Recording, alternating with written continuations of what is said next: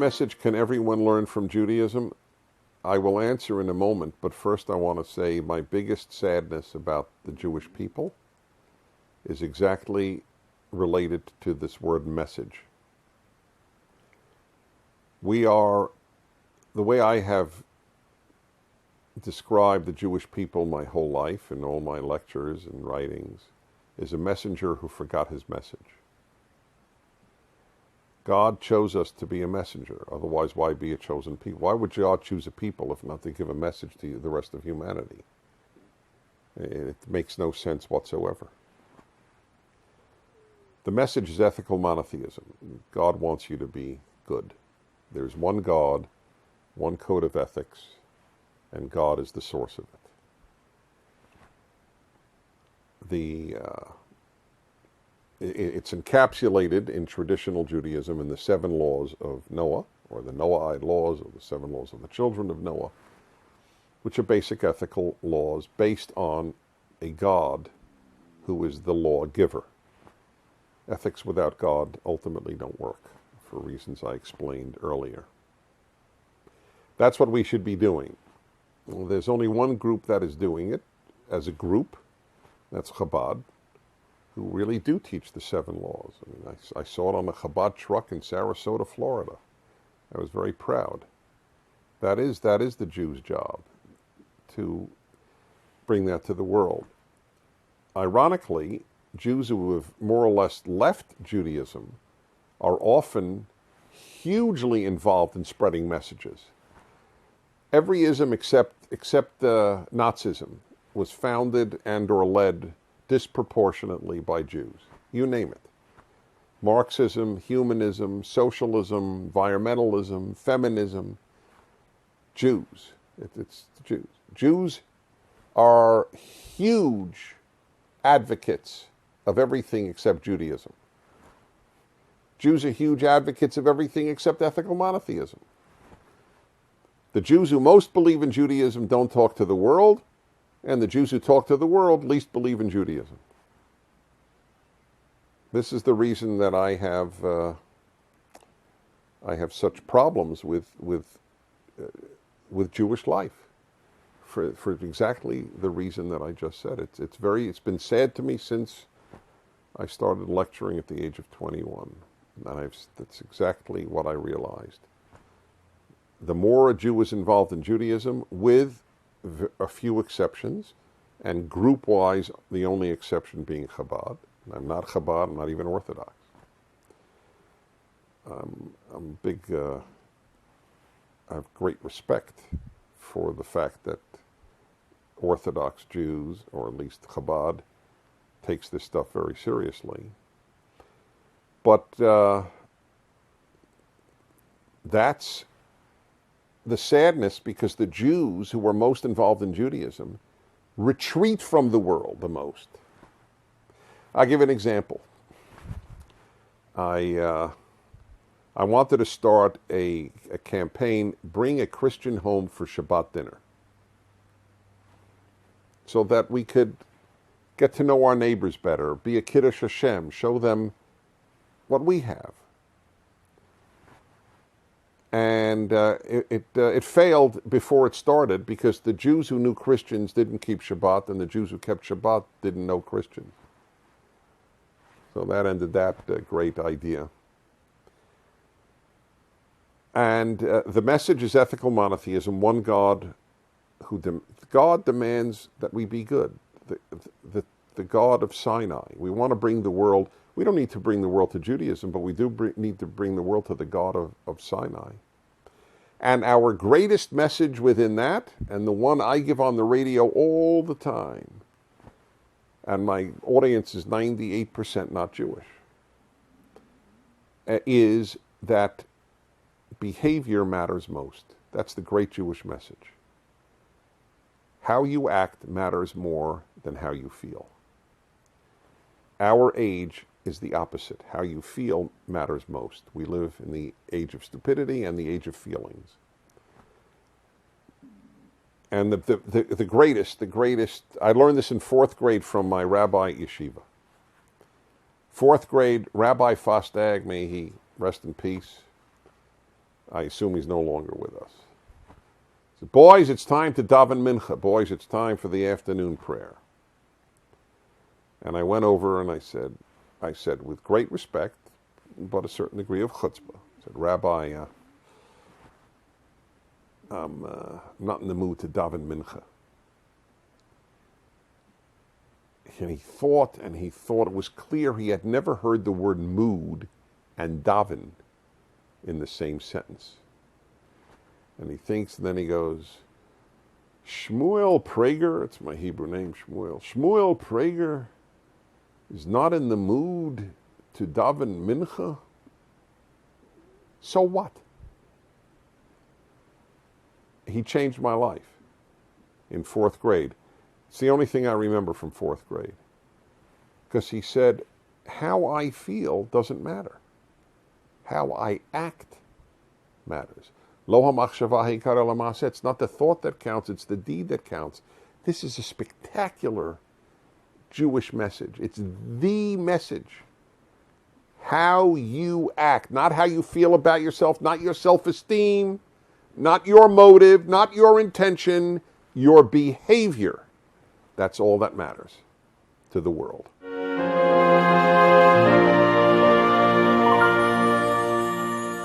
There are a number of possible answers. There may not be one size fits all, but I'll come back to that in a moment. Perhaps most important is that I acknowledge or state at the outset that every deep person has a level of dissatisfaction that is permanent. There's anybody who is fully satisfied with his life isn't deep or has a very low bar that defines a successful life. So if you have depth, you'll be dissatisfied. And that should help people a great deal. Because people think that, oh, I'm dissatisfied, therefore I'm not happy. No. Happiness and satisfaction are not the same. You can be happy and dissatisfied. That's fine. Now, obviously, if some level, if the dissatisfaction is immense, all right, then it's a problem. But I just want that clear. And Moses is my example. Moses didn't get the thing he most wanted, to get into the land of Israel, to get into the promised land. So I would love, if I could ask Moshe one question, were you satisfied? I have to believe he'd say no. What, the man who talked most to God, who knew God better than anyone in our belief in history, who led the Jews out of Egypt, this man dissatisfied? Then we're all doomed, because we'll never have anything like what he had. But I'm sure he was dissatisfied. He was dissatisfied with the Jews. He was dissatisfied with himself. He was dissatisfied not having his biggest yearning realized, getting into the promised land. So that's very important. But having said that, what is a relatively successful life is, I think, ultimately, there are many things. Off the top of my head, first, did you do good? Can you say that the world is a drop better because you spent X number of years in it? Did those who came into your life, are they better off for having entered your life? That's a big one. People should ask themselves that every day, in fact. That makes you a success. That people can say, having known this person enriched me. That's a big deal. Did you experience as much of life as you could, in the best sense of the word? I don't, not have you experienced LSD or Coke, but have you, experienced bank robbery? I obviously don't mean that, but of all the legitimate pleasures, look, we're going to have to answer to God according to the Talmud for all the legitimate pleasures we didn't partake in. So, have you led a full life? Have you... I feel that very deeply. So I've gone to 100 countries. I've been to all 50 states. I really love embracing everything.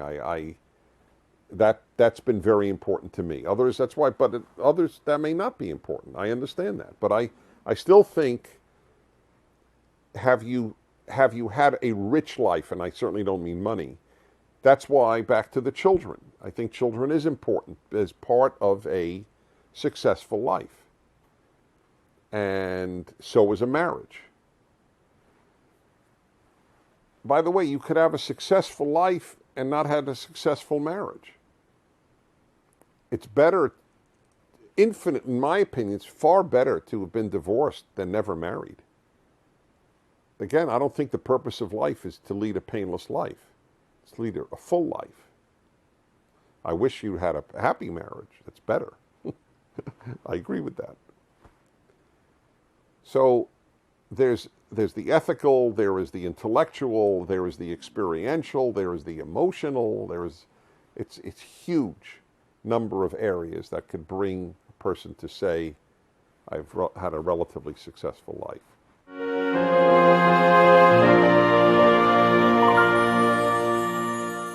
Ultimately, it's the most important question the human being has to face, whether or not there's a God, because of two huge reasons.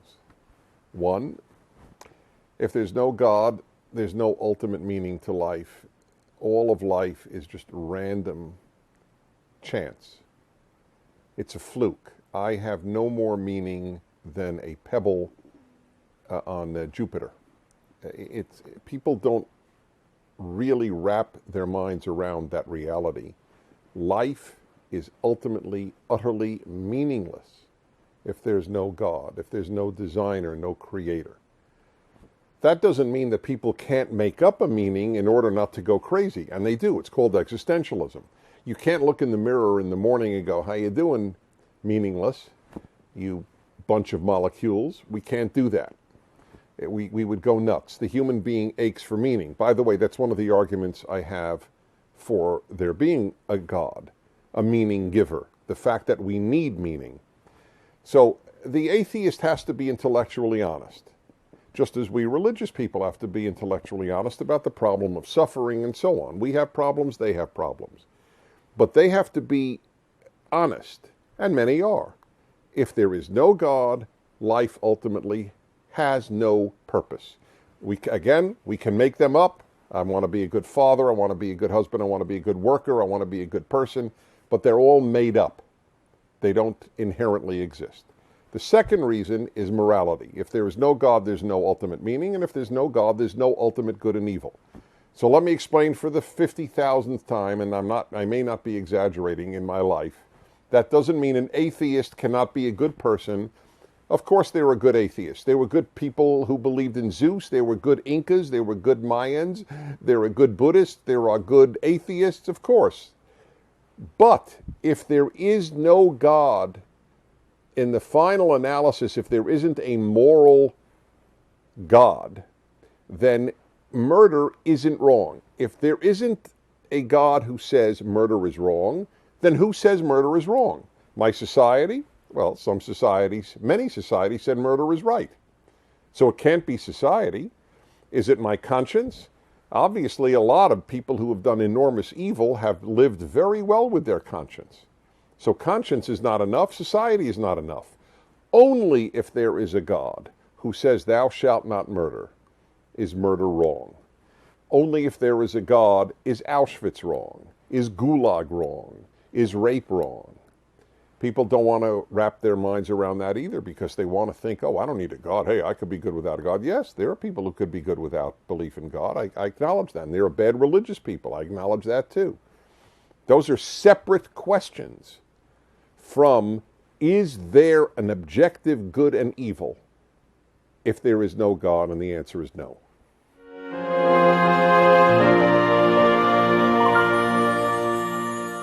I don't know if it's a secret, But I have lectured on happiness for the last 20 years, written a book on it.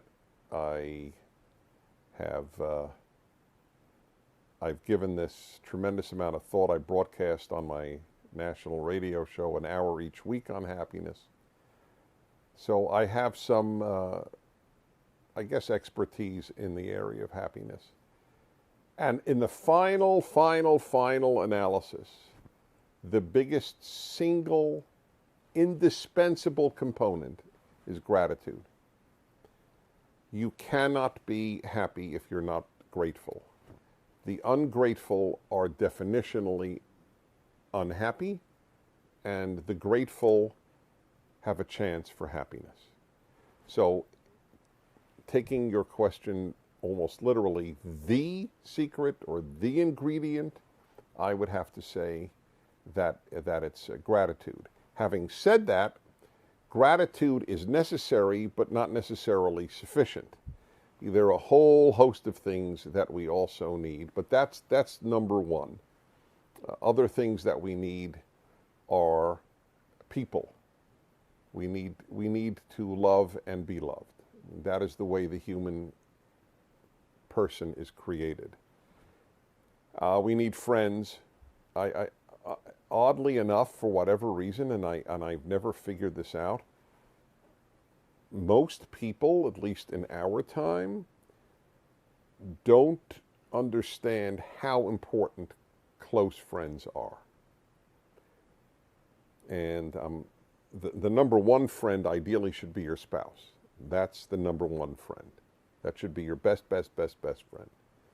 But we need more than that.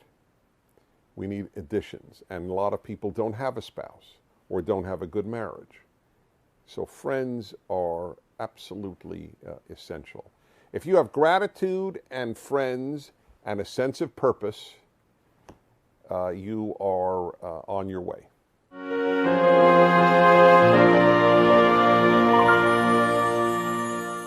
Why is marriage important? Because of the great law in the Torah, love the stranger. There is no one more strange to us than the opposite sex. I have often said to my wife that if we visit a zoo or on our travels around the world and we go on a safari or something, you're just looking at animals, and I go, in some ways I have more in common with that male baboon than I do with you. And it's true. I believe in marriage in part because you can't grow nearly as much in life. And there are wonderful single people, and I'm well aware of that, of course. But there's no growth like the growth of marrying and having children. That's why, brilliantly, the Jewish High Court, the Sanhedrin, demanded that in order to be a judge on the Sanhedrin, you had to be married and have a child. Because it just assumed those were the two things that made you grow and gave you empathy and sympathy and wisdom. We need each other. Number two, men need women, women need men. We live in an age that denies it. We are living in the age of stupidity. That's how I've called it. There's the Renaissance, there's the Age of Enlightenment. We live in the age of stupidity. And when I was at college or graduate school, you had this moronic bumper sticker and T-shirt that some feminists wore. A woman without a man is like a fish without a bicycle. It's a very funny line, I admit it, and I love funny lines. But it was an incredibly stupid line. Women do need men. It's not a sign of weakness to acknowledge it. It's a sign of weakness to deny it. And men need women. But we acknowledge it. That's the irony. We strong men, we acknowledge we need women. But in order to be a strong woman, you now have to say you don't need a man. Well, it's not true. We need each other. We are completed in bonding with a member of the opposite sex. I fully acknowledge that there are people who cannot bond with a member of the opposite sex, but that's a separate, and it is a separate issue. But for the 97% of humanity that can, it's absolutely the best way to live a life. To come home to your partner, your best friend, your lover. What's better to have, serial boyfriends or serial girlfriends?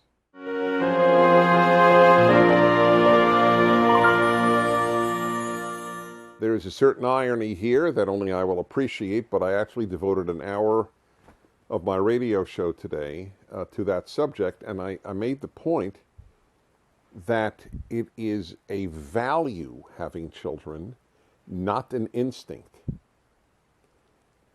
And people don't realize this, because people have always had children throughout history, and so we've assumed it's an instinct. No, the instinct is sexual intercourse. The value is children.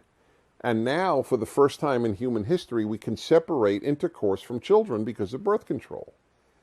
And now, all of a sudden, given that, for example, the birth rate in the United States and in Western Europe is the lowest in recorded history, you start to realize that, maybe people don't value children as much as we used to think they did. Even women. Cover of Time magazine. You can have it all without having children. Talking about women, because of the issue, can women have it all? Can they have family and career? Well, maybe they don't want family. And there's just story after story about these totally happy women who don't have children.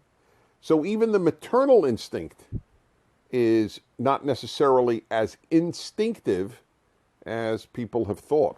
Or let's put it this way, maybe a dog or a cat can satisfy the maternal instinct, because a lot of women will even say, I don't have kids, but I have 2 dogs and 2 cats, as if there's anything analogous between having dogs or cats and having a human child.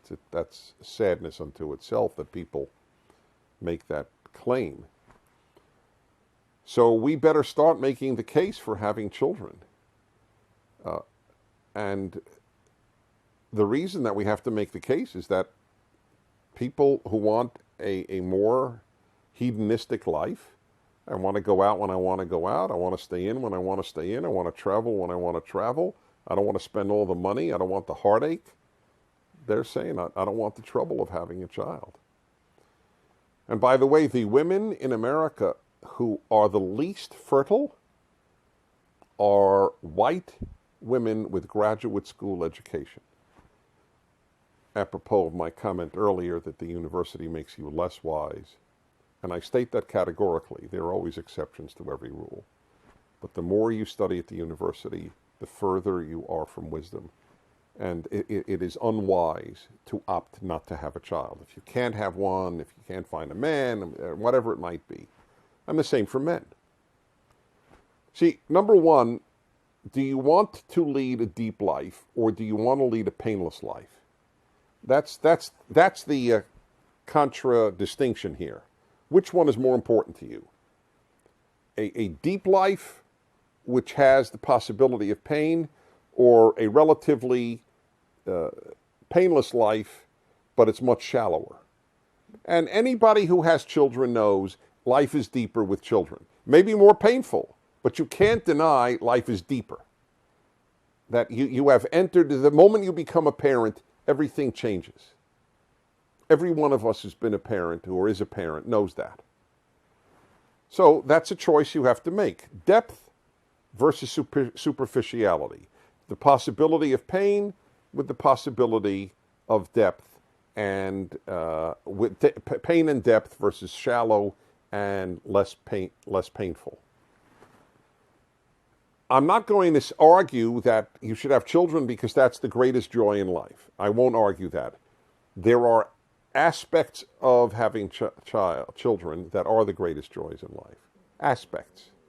Your little boy or girl runs over to you and says, "Daddy," and jumps in your arms, there's nothing like that. Though I do believe that ultimately the ideal is to get the greatest joy from your spouse and not seek in your children that they be your sources of joy, which is another complex arena. The purpose of children is not to bring you joy. I hope they do, but that's not their purpose. That's not the reason to have children. We should have children for a macro reason, aside from depth, which is the micro reason, and that is, do you want to perpetuate your civilization or not? I mean, it's pretty, I mean, every group, virtually every group has to ask that. Jews have to ask that. That's one of the most obvious questions after the Holocaust. Americans have to ask ourselves this question. We don't have a Holocaust, but we're disappearing much slower than Western Europe. Western Europe, I mean, it's unbelievable. Spain, Italy, Russia, if Russia's Western Europe, but I'll include it there. Germany, they are disappearing. I mean, it's quite remarkable. And what will happen is they will have to fill, in order not to go bankrupt, they will have to fill the workers with people from outside their civilization who don't share their values, which is a huge problem in Europe and to a lesser extent in the United States. But there is the depth and the possibility of joy with children that is not available elsewhere.